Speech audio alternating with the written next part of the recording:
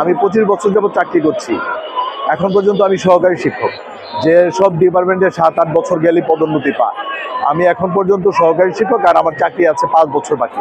দেন আমি সহকারী শিক্ষকে আমি চাকরি থেকে অবসর নিব। এই বৈষম্য আর আমরা টিকিয়ে রাখতে পারছি না, বিধায় সারা দেশ থেকে আমরা 10ম গ্রেডের দাবিতে এবং শতভাগ পদোন্নতির দাবিতে শহীদ মিনারে অবস্থান করছি। আমাদের দাবি না মানা পর্যন্ত, গত 8 তারিখ আমাদের কলম বিসর্জন ছিল শাহবাগের মোড়ে, ওখানে আমরা সবাই গিয়েছি।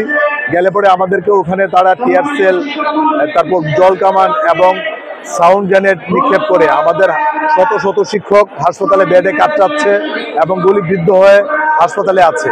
আমরা তো প্রত্যাশা করিনি জাতির কাছে শিক্ষকের গায়ে আঘাত আসবে। আজকে যারা রাষ্ট্রের সর্বোচ্চ আসনে অধিষ্ঠিত আছেন, সকলেই কোনো না কোনো শিক্ষকের আপনারা ছাত্র। আপনারা একবার ভাবুন আপনার শিক্ষক কেমন আছে আর আপনারা কেমন আছে। একটা উদাহরণ দিই, আমাদের শিক্ষকদের মাসিক দৈনিক টিফিন হচ্ছে 6 টাকা 63 পয়সা।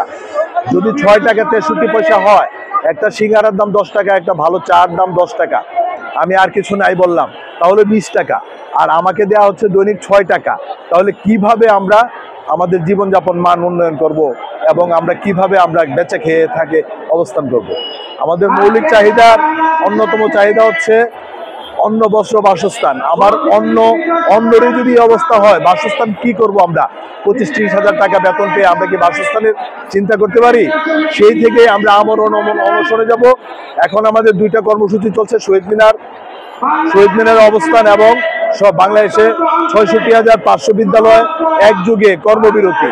প্রয়োজনে আজকে আমাদের এক দল গেছে আলোচনায়, যদি আলোচনা ফলপ্রসূ না হয়, আমরা যতটুকু জানি অনির্দিষ্টকালের জন্য তালা মারা হবে বিদ্যালয়।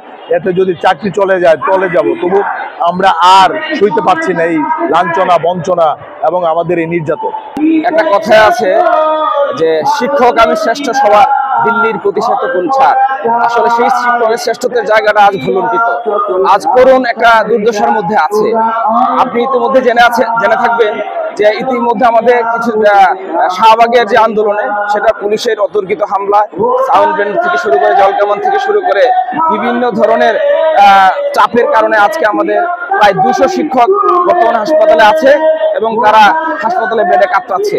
তো আমাদের প্রত্যাশা থাকবে যথাযথ কর্তৃপক্ষ এই যে আমাদের শিক্ষকদের উপর যে নির্যাতন, সেই নির্যাতনের কথা চিন্তা করে, আমাদের দীর্ঘদিনের যে বৈষম্যের কথা চিন্তা করে আমাদের যে দাবিগুলো আছে সেই দাবিগুলো পূরণ করবে। এবং আশা রাখি আজকের এই শহীদ মিনার থেকেই ইতিমধ্যে আমাদের একটা টিম গিয়েছে আলোচনা করার জন্য।